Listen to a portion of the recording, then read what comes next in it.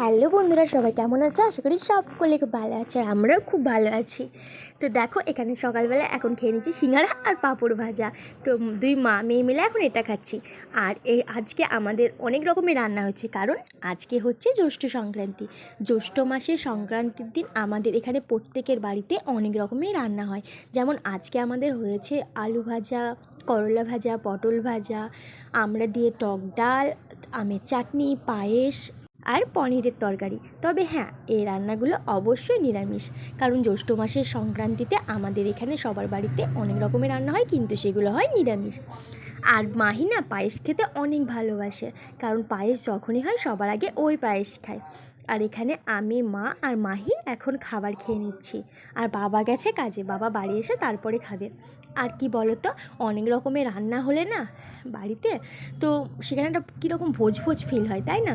তো তার জন্য মাকে বললাম চলো আজকে পাতায় খাওয়া দাওয়া করি। আর কলা পাতা বলো, শাল পাতা বলো, খেতে অনেকটাই বেশি ভালো লাগে। তার জন্য আমি আজকে পাতায় খেলাম। আর দুপুরবেলা এখানে একটু ঘুরে বেড়াচ্ছি, কারণ খাবার পর একটু হাঁটছিলাম গলির মধ্যে। আর আসতে দেখো পুরো ফাঁকা, আর এখন বাজে দুপুর 1:30 মতো। তো একটু ঘুমিয়ে নিচ্ছিলাম, আর তার মাঝেই চলে আসলো পার্সেল। তো পার্সেলে আমার 2টো নাইটি আর একটা টর্চ লাইট অর্ডার ছিল। আর টর্চ লাইটটা যেহেতু ওপেন বক্স ছিল, তো তার জন্য ওরা খুলে রেখে দিল। আর এর মধ্যে বিকেল হতে না হতে মেঘের অবস্থাটা এখন এরকম হয়েছে। আর এখন আমরা চলে এসেছি ছাদে। আর তারপরে মাহিকে দিতে চলে গেছিলাম আঁকাতে। আর আঁকা দিতে গিয়ে আমি বাড়ি চলে এসেছিলাম, আর কিছুক্ষণ পর ওকে আনতে গেছিলাম।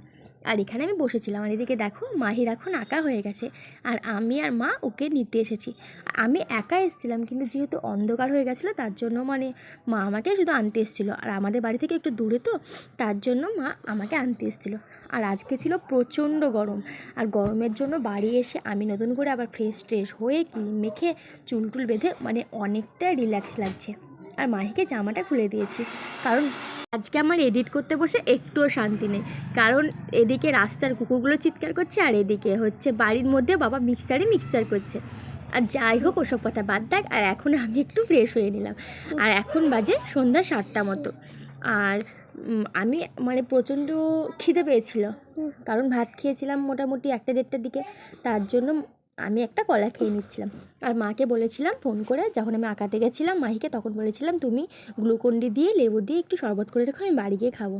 আর সেটা এখন খেয়ে নিলাম ফ্রেশ হয়ে। আর আজকের কলাগুলো না একটু ভালো ছিল না, কার্বাইড দিয়ে হয়তো পাকানো ছিল, তাই 2 দিনের মধ্যে কলাগুলোর রঙ কালো হয়ে গেছিলো। আর এখানে এখন সন্ধ্যাবেলায় মা করে নিয়েছিল কফি, আর সেটা এখন বসে সবাই মিলে খাচ্ছিলাম। তো আজকের মিনি ব্লগটা কেমন লাগলো তোমরা অবশ্যই কমেন্ট করে জানিও। Tata, by.